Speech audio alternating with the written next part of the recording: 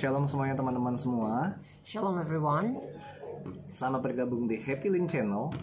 Welcome to Happy Link Channel. Bersama saya PDP Yohanes Lim dan ini adalah Komik. With me, Pastor Yohanes Lim, and this is Brother Michael. Dan pastinya Komik yang akan langsung menerjemahkan. And Brother Michael will directly translate everything into English. Jadi kalau buat teman-teman yang di Indonesia yang butuh untuk menerjemah yang nice banget, bisa hubungi Komik.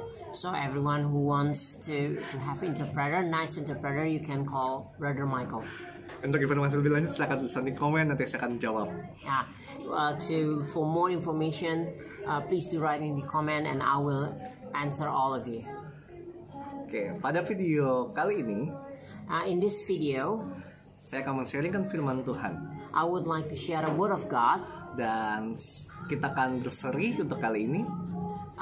We will make a series about this word of God. Yaitu tentang seri identitas. And the series would be identity series. Jadi akan ada beberapa part. There will be several parts. Pada part ini kita akan membahas 3 identitas. In this part we will discuss 3 kind of identity.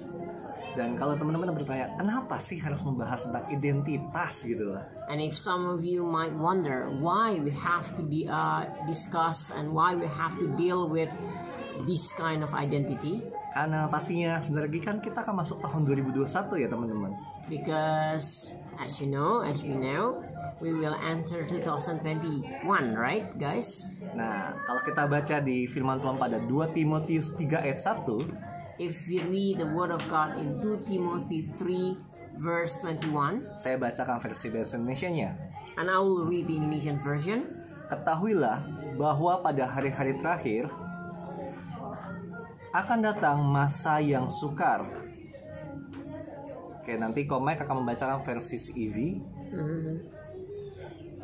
Alright, so now I'll read the CEV version, right? Yes. Okay. You can be certain that in the last days there will be some very hard time. Nah, teman-teman, jadi akan semakin banyak hal-hal yang masa-masa yang sangat sukar itu. So guys, we could expect a lot of hard times. Kalau kita tidak tahu siapa diri kita, if we are not doing the push over towards our own self, kita bisa meninggalkan iman kita. We could definitely leave our faith behind. Karena kita tidak tahu siapa Tuhan kita dan siapa diri kita. Because we have no idea about who our God is and who we are. Dan pastinya, to make sure, dikatakan juga sama Paulus pada Efesus 5 ayat 16. Paul said this in Ephesians 5 verse 16. Oke, saya bacakan terjemahan Indonesianya. Dan pergunakanlah waktu yang ada karena hari-hari ini adalah jahat. And the English version is Ephesians 5 verse 16. Redeeming the time because the days are evil. Oke, itu versi YLT. And then this is the version of YLT. Ya teman-teman, jadi dikatakan bahwa kita harus menggunakan waktu yang ada. So as the Apostle Paul says, we have to redeem the remaining time. Karena hari-hari ini jahat. Because these days are evil. Maka untuk kita menjalani kehidupan masa depan kita yang lebih baik lagi, yang akan semakin sukar itu. So to undergo our future to become better, even improve future of us within these very evil days. Maka kita harus selalu mengingat identitas diri kita. So we have to remember about our own identity di dalam Tuhan. In the Lord. Sebelum kita mulai, kita berdoa dulu. Before we begin, let us pray. Bapa, dalam nama Tuhan Yesus, Father, in the name of Yeshua HaMashiach, kami mengucap syukur atas anugerah-Mu hari ini. We thank you for your grace for today. Jika sebentar lagi kami akan membahas tentang identitas, we are going to discuss about identity, Lord. Mari Tuhan berikan kami hikmat dan pengertian-Mu. God, please give us your wisdom and understanding. sehingga kami bisa semakin mengerti kebenaran-Mu. Therefore, we could understand even more of your truth. Dan juga semakin mengetahui siapa diri kami di dalam Engkau. And even we have new knowledge or deeper knowledge about who we are in you. Terima kasih Tuhan. Thank you, Lord. Hanya dalam nama Yesus kami berdoa dan mengucap syukur. Only in Yeshua mighty name we pray and we give thanks. Haleluya, amin. Hallelujah, amen. Oke teman-teman, yang kalau kita membahas tentang identitas, apa sih yang ada di dalam otak kita? So guys, if we discuss or if we deal or if we discuss about identity, what possibly could pop up to your mind? Salah satunya pasti berbicara tentang KTP, betul? Yeah, one of them is about your ID card, right? Ya, kalau KTP itu kan berbicara kartu tanda penduduk, tanda bahwa kita adalah identitas kita sebagai warga negara. Because in our ID, it is represent our identity as a citizen of a country. Nah, hal yang sama. Same thing. Ketika kita berkata identitas kita adalah orang Kristen, if we declare or if we proclaim that our identity as a Christian, maka yang pertama kali akan terbesit di dalam pemikiran kita, one thing that is pop up in our mind adalah bahwa kita adalah orang yang ditebus atau diselamatkan, betul? That we are being redeemed and being saved, right? Nah, Markus pasal 16 ayat 16. Mark 16 verse 16. Saya bacakan versi bahasa Indonesia. Yep. Siapa yang percaya dan dibaptis akan diselamatkan, tetapi siapa yang tidak percaya akan dihukum. Komai akan membacakan TPT version atau the Passion Translation version. Okay, Mark 16 verse 16, TPT version, the Passion Translation. Whoever believes in the good news is baptized will be saved, and whoever does not believe the good news will be condemned. Teman-teman, okay, friends, kalau kita percaya, if we believe dan dibaptis, kita akan diselamatkan. And we'll be being baptized and we'll being saved. Nah, pertanyaan saya, berapa banyak di kita yang percaya Yesus itu Tuhan? So, my question is, who are among you? How many of you believe that Yeshua or Jesus Christ is Lord, is God? Dan berapa banyak di kita telah dibaptis? And how many of you is already being baptized? Ini adalah amanat agung. This is the great commandment. Ini adalah perintah dari Tuhan Yesus. And this is the direct order from Yeshua HaMashiach himself. Teman-teman semua, brothers and sisters, ini adalah identitas yang akan kita bahas pertama kali. And this is the first identity that we are going to deal with. Yaitu tentang kata diselamatkan. It's about the word being saved. Paulus menulis tentang pentingnya kita mengerti identitas kita setelah lahir baru ini, setelah kita percaya dan dibaptis ini. The Apostle Paul written about how important that we know our own identity after we being saved, after we being baptized.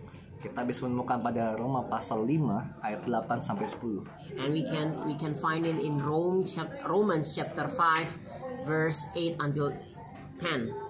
Oke. Nah, teman-teman, kita akan bahas satu persatu ayat-ayatnya. Jadi saya akan bahas pertama kali adalah ayat 8 terlebih dahulu ya. Nah, saya bacakan versi bahasa Indonesianya, Roma 5 ayat 8. Akan tetapi Allah menunjukkan kasih-Nya kepada kita oleh karena Kristus telah mati untuk kita ketika kita masih berdosa. So we will deal with in each verse. So let me read the verse 8. I will use the TPT version or the Passion Translation version. But Christ proved God's passionate love for us by dying in our place while we were still lost and ungodly. Sangat jelas di ayat ini dikatakan bahwa sesungguhnya identitas ini dimulai dari ketika Kristus mati bagi dosa kita. It is very important to notice that the identity begin when Jesus Christ or Yeshua HaMashiach died for you and me. Identitas ini juga muncul karena merupakan bukti dari kasih Allah atas diri kita. This identity appears or this identity emerge as a proof how big, how deep is our God's love towards us. kematian Kristus di atas kayu salib pasti mencurahkan darah yang sangat mahal dan berharga. The death of Christ on the cross sprinkle the blood, which is very expensive and very precious. Darah yang mengampuni segenap dosa kita. The blood that redeem all of our sin. Dan ingat, hanya karena darah saja dosa itu bisa diampuni. Remember, only because of the blood sin can be forgiven. Seperti dikatakan pada Ibrani 9 ayat 22. As it is said in Hebrew 9 verse 22. Dikatakan, dan hampir segala sesuatu disucikan menurut hukum Taurat dengan darah. It is written that almost everything in the law of Torah is being sanctified because of the sprinkle of the blood. Dan tanpa penumpahan darah tidak ada pengampunan. Without the shed of the blood, there will be no forgiveness. Bahkan pengampunan ini dengan pencurahan darah pertama kali terjadi ketika proses manusia pertama kali jatuh di dalam dosa. Even the forgiveness that through the shed of the blood happens when human being fall into sins for the first time. Kita bisa menemukan pada Kejadian 3 ayat 21. We can find this in Genesis 3 chapter verse 21. Di situ Tuhan setelah manusia jatuh dalam dosa dan dikutuk, di sana Tuhan membuat pakaian dari kulit binatang. After men fall into sin and being condemned, God make for them clothing from the skin of the animal. Dan gak mungkin kan hewan itu langsung kulitnya dicopot, pasti harus disembelih dulu kan. Okay, to get the skin will not automatically disassemble or disattach the skin. It has to go through slaughter.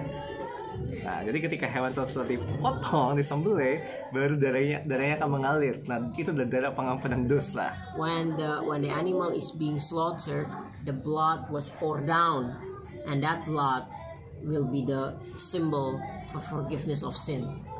Nah, jadi dari kisah manusia pertama kali jatuh dalam dosa saja sudah ada pengampunan dosa lewat darah.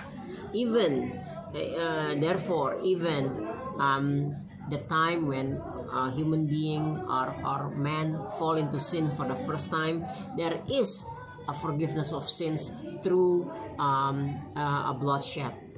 Jadi teman-teman semua, bahwa ya kita harus mengerti bahwa betapa pentingnya darah ini. So brothers and sisters, we have to understand how important the blood is. Jadi identitas kita, saya tekankan sekali lagi, dimulai dari darah Kristus yang tercurah di atas kayu salib. Dan itu dimulai ketika kita berkata, saya percaya bahwa Yesus adalah Tuhan dan Juru Selamat saya. So our first identity begin when the blood of Christ is being poured down for us on the cross. And it is begin, or it is started or ignited through our declaration, God, I believe that your blood is poured down to me. Dan jika kita lanjut pada Roma 5 ayat 9, when we proceed or when we continue to Romans 5 chapter 9, saya bacakan. Lebih-lebih karena kita sekarang telah dibenarkan oleh darahnya, kita pasti akan selamatkan dari murka Allah. So through the blood of Jesus, we have heard the powerful declaration, you are now righteous in my sight, and because of the sacrifice of Jesus, you will never experience the wrath of God. Oke, teman-teman semua. Okay, brothers and sisters. Dikatakan pada ayat tadi bahwa darah Yesus itu membenarkan kita. It is written and it is said that the blood of Christ make us righteous. Jadi identitas kita yang pertama adalah kita orang yang dibenarkan. And the first identity that we have is we are being righteous. Oke.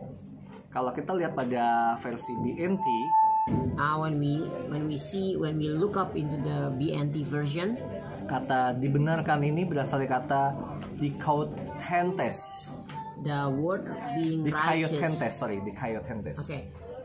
The word righteous is taken from the word dikaiotentes. Kata ini merupakan kata kerja partisitif aorist pasif. And this word is a verb transitive aorist passive. Partisif. Nah, maknanya berarti adanya penekanan yang terjadi di mana objek akan memengaruhi subjek tersebut. The meaning is there will be an emphasis that happen when the object is explained about the subject itself. Dan pastinya pernah terjadi dan tidak akan terulang. And this action has happened and it will not be repeated. Kata dasar yang dipergunakan dari dikaiotentes ini adalah dikaio.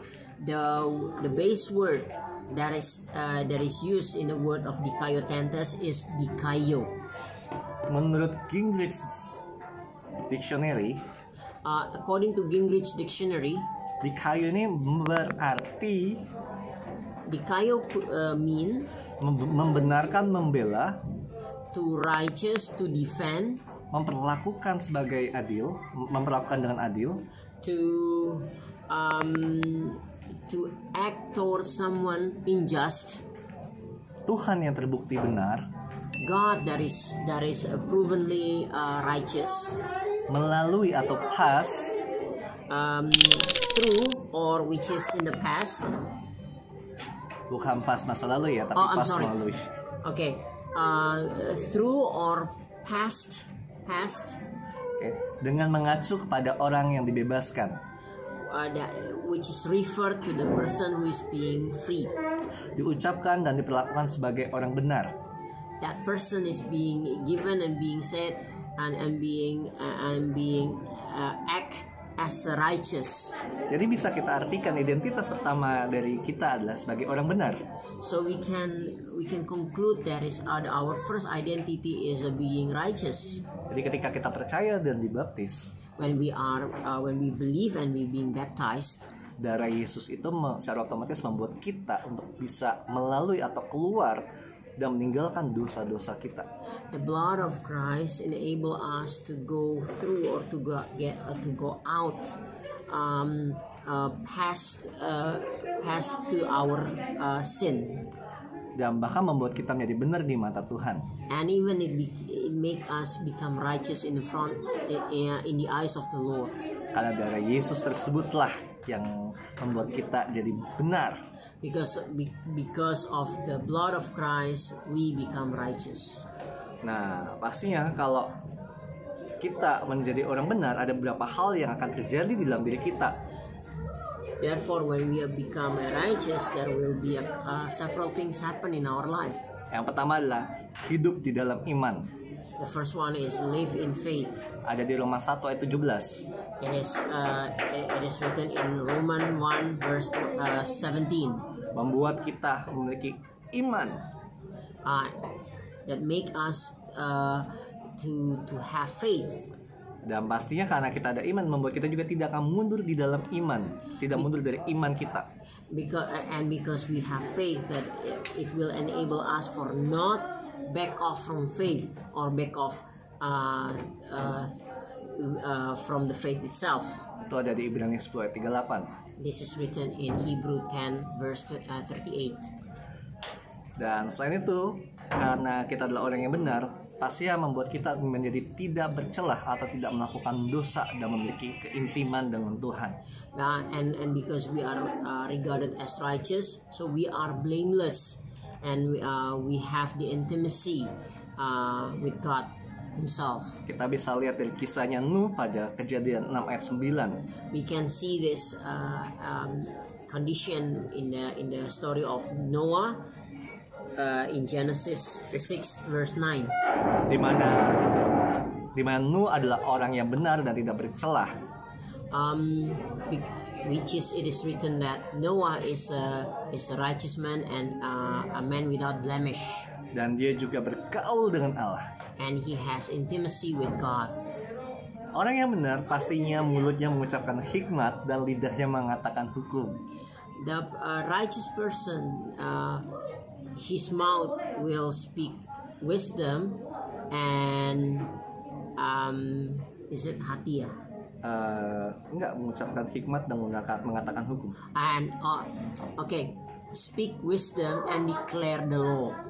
Itu ada di Mazmur 37 ayat 30. It is written in Psalm 37 verse 30. Dan juga pastinya mulut orang benar itu merupakan sumber kehidupan. And of course, the mouth of the righteous will become the source of life. Itu ada di Amsal 10 ayat 11a. It is written in Proverbs 10 verse 11a. Dan orang benar lidahnya itu berharga sekali, teman-teman. And even brothers and sisters, the righteous person, the tongue is really precious. Itu ada di Amsal 10 ayat 20a. It is written in Proverbs 10 verse 28. Dan orang benar pastinya tidak akan terus-terusan terombang-ambing. And of course, the righteous will never keep on being drowned, keep on being shaken. Itu ada di Amsal 10 ayat 31a. It is written in Psalm 10 verse 30 verse 8. Juga orang benar tahu apa yang harus diucapkan dengan tepat waktu, tepat apa yang harus dikatakan, dan tepat pesannya.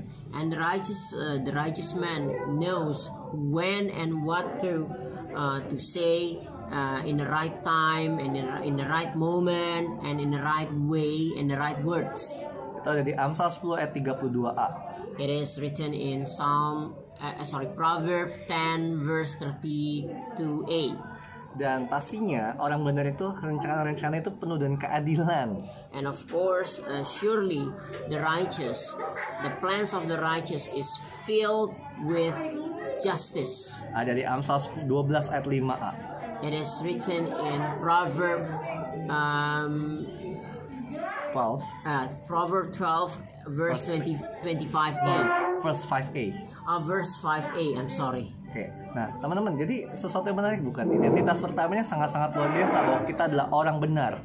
Isn't it interesting that we could know that our first identity as a righteous person?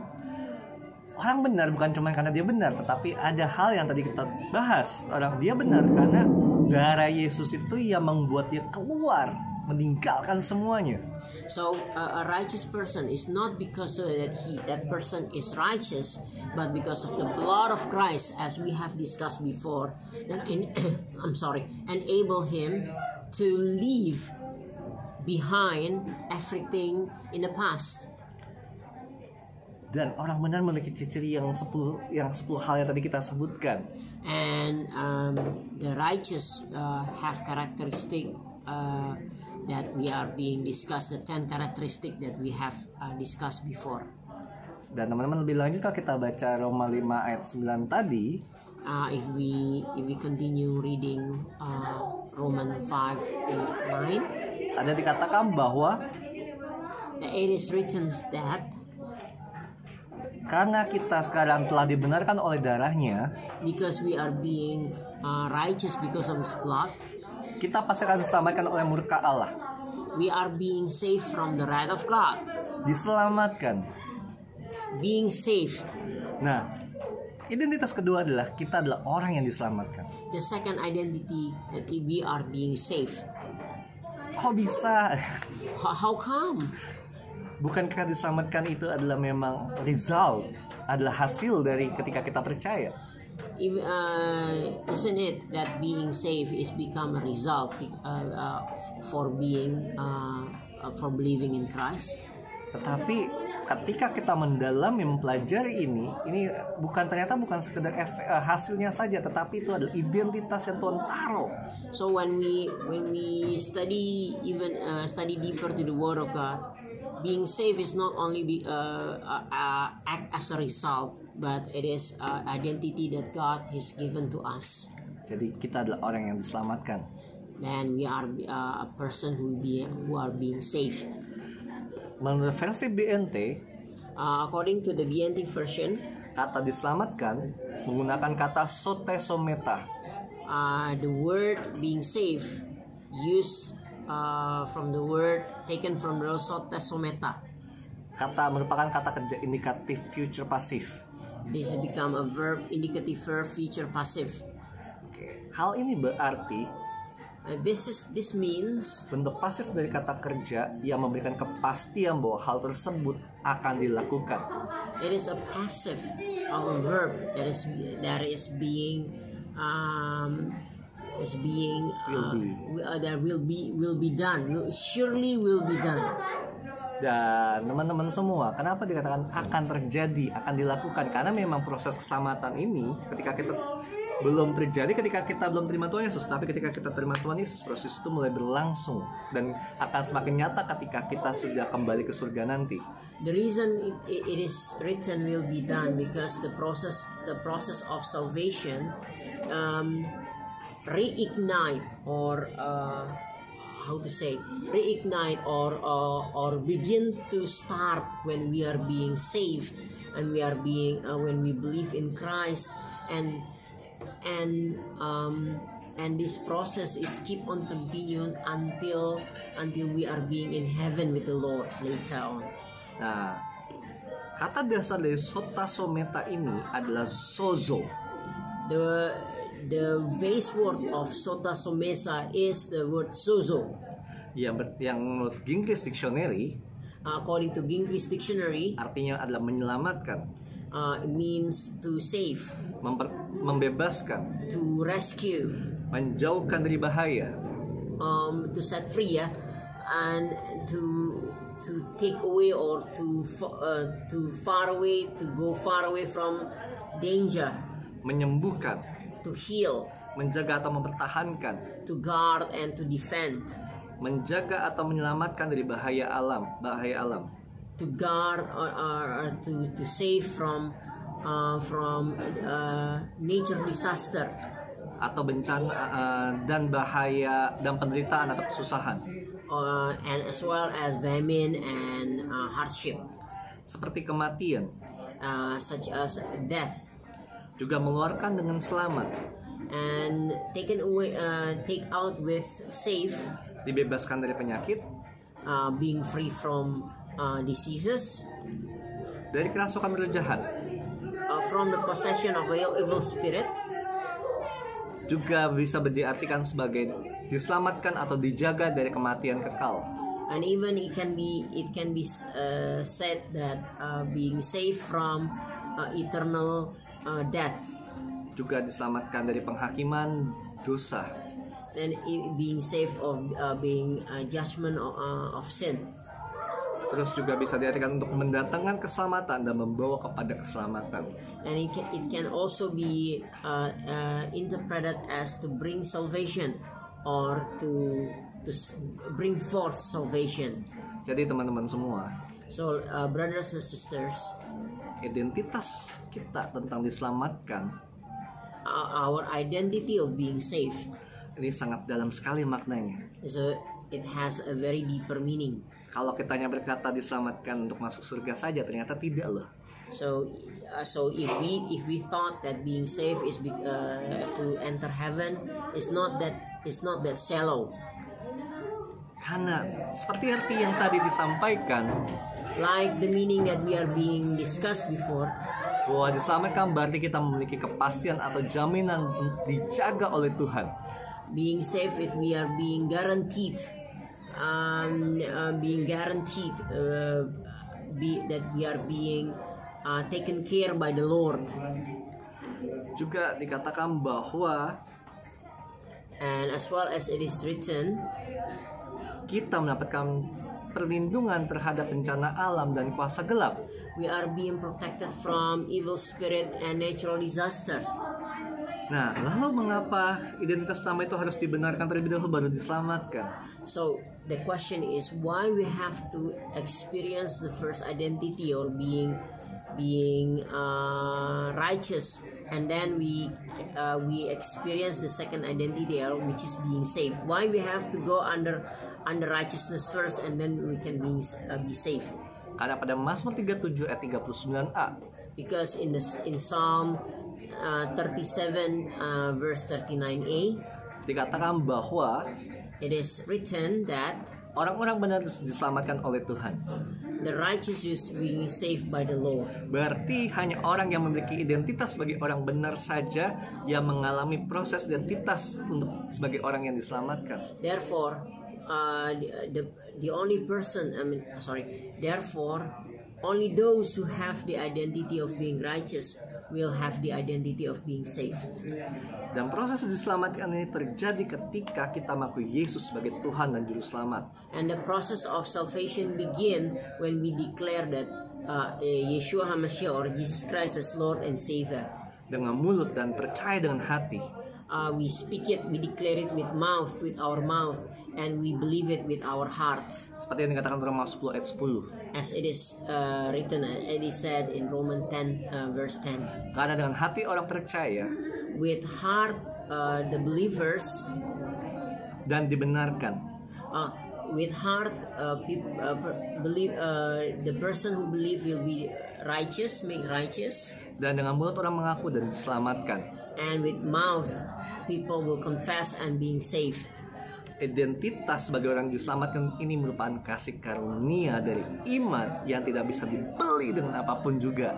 The identity of being saved become the grace or become the privilege that the privilege of faith that we cannot buy and we cannot purchase by anything else. Dan dikatakan Paulus pada Efesus 2 ayat 8. It is said by Paul in Ephesians 2 verse 8. Sebab karena kasih karunia kamu diselamatkan oleh iman.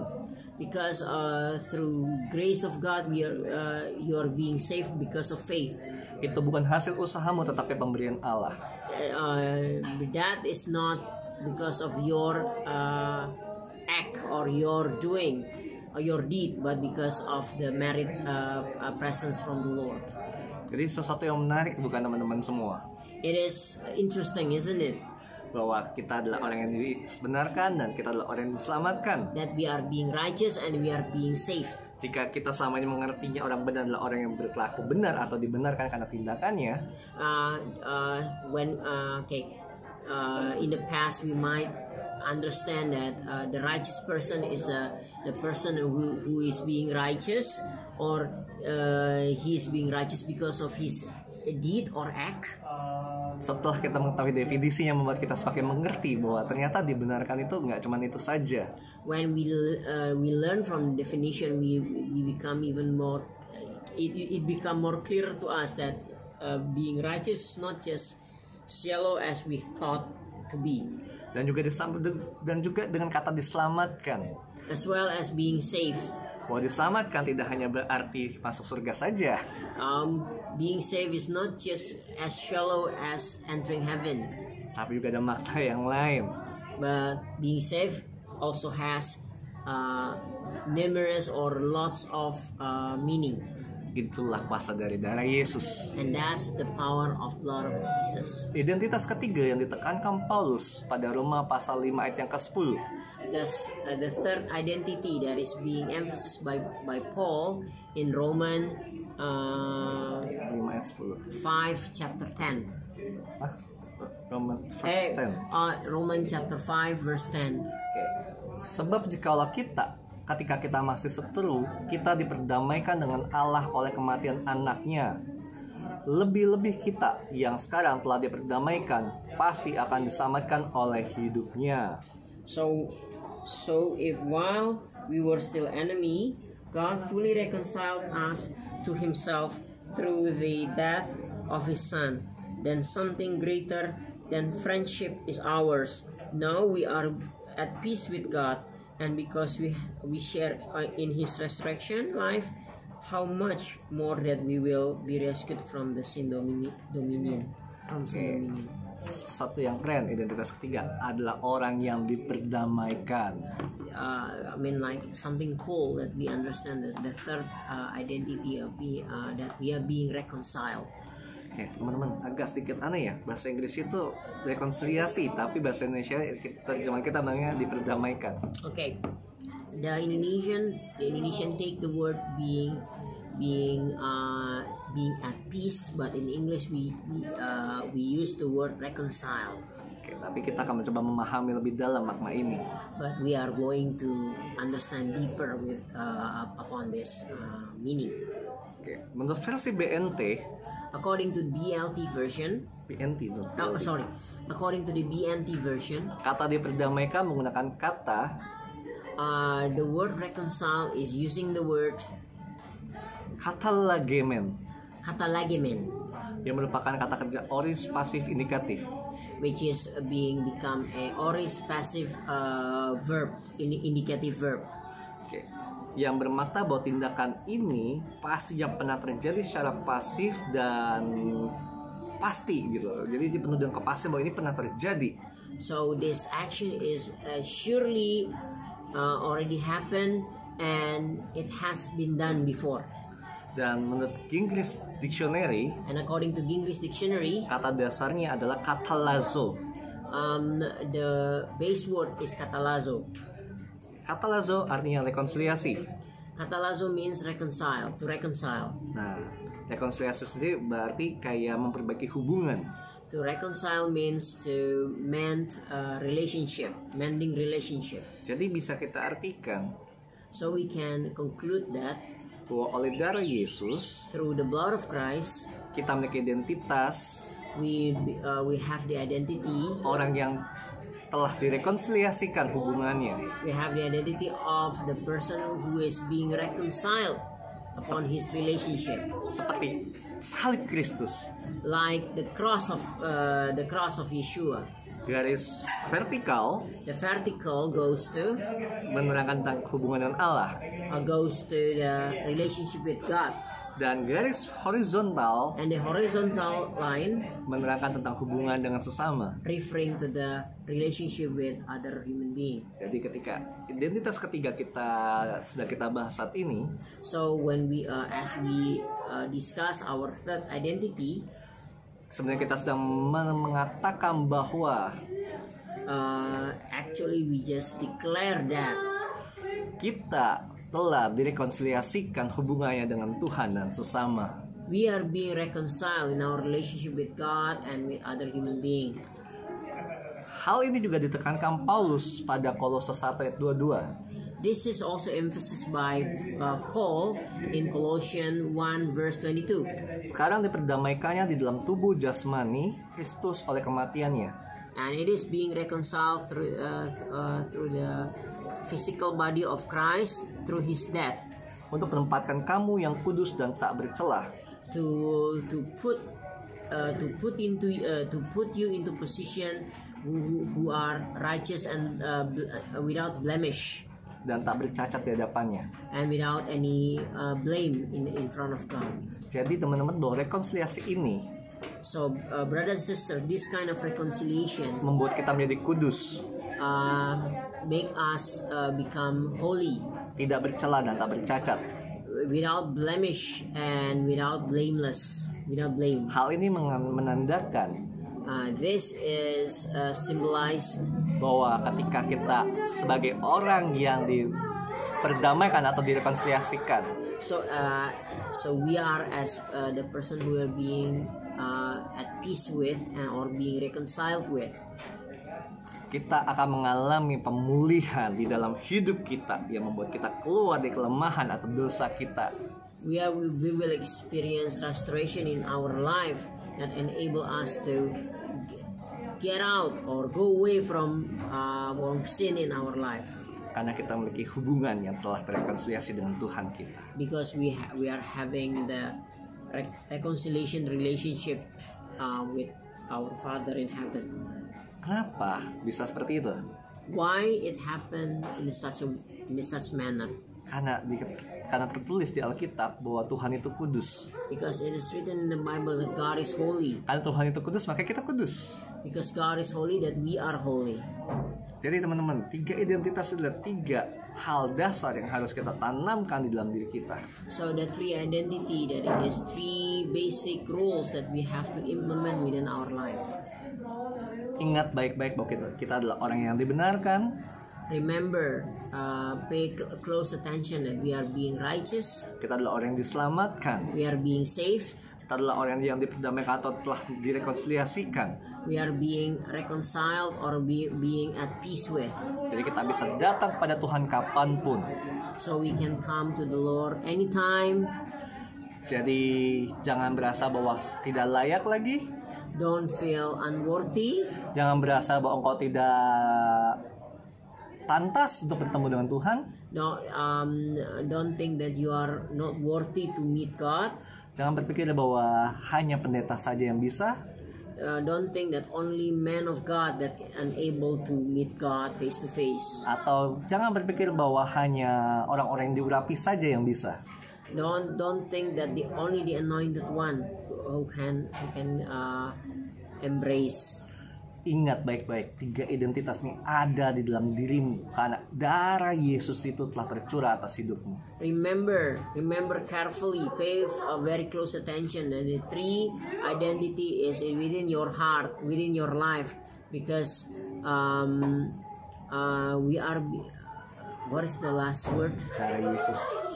Because the blood of Christ already sanctify us. Jadi mari kita terus datang pada Tuhan, semakin intim dengan Tuhan, karena kita adalah orang yang dibenarkan, diselamatkan, diperdamaikan atau direkonsiliasi. So let us keep coming to the Lord, keep embracing the Lord, because we are the person who being saved, who being righteous, who being reconciled this morning. Mari kita datang pada Tuhan. Let us come to the Lord. Bapa, dalam nama Yesus, Father, in the name of Yeshua HaMashiach, saya berdoa untuk setiap teman-teman yang mendengarkan video ini. I pray for everyone who listen to this video. Biarkan kasih karunia-Mu mengalir atas mereka. Let your grace pour upon them.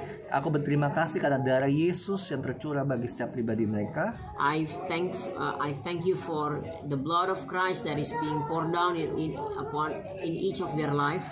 Karena telah membuat mereka menjadi orang yang dibenarkan, diselamatkan, diperdamaikan atau direkonsiliasikan. That enable them or make them a person who are being righteous or being saved or being reconciled. Biarkan mulai dari saat ini, let from today, O Lord, mereka memiliki suatu perubahan sikap hidup. They encounter the transformation of point of view. Dan juga perubahan di dalam persepsi mereka. And transformation upon their perception. Bahwa mereka adalah orang yang memiliki identitas luar biasa di dalam Tuhan. Because they are a person who has a great identity in the Lord. Roh Kudus tuntun mereka untuk mereka menghidupi identitas tersebut.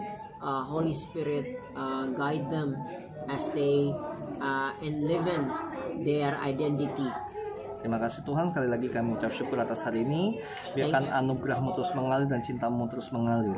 Thank you Lord that for today's Lord, let your grace flow and let your love flow. Hanya dalam nama Yesus kami berdoa dan ucap syukur. Only in the name of Yeshua we pray and we thank God. Haleluya, amin. Haleluya, amen. Oke teman-teman semua, nantikan seri selanjutnya. Kita masih ada beberapa seri tentang identitas ini. Brothers and sisters, stay tuned for the next series, the next episode, because we are having more than 1 episodes about the series of identity. Baru 3 loh. Only 3. Saya berharap teman-teman terberkati dengan 3 identitas ini. I hope that all of you being blessed by the 3 identity that we have discussed. Pastinya silakan teman-teman subscribe, like, dan komen. So make sure that all of you subscribe, like, and comment. Juga jangan lupa silakan share untuk memberkati teman-teman yang lain. And don't forget to share video to bless other people. Dan bye-bye semuanya, God bless you. And bye, God bless you.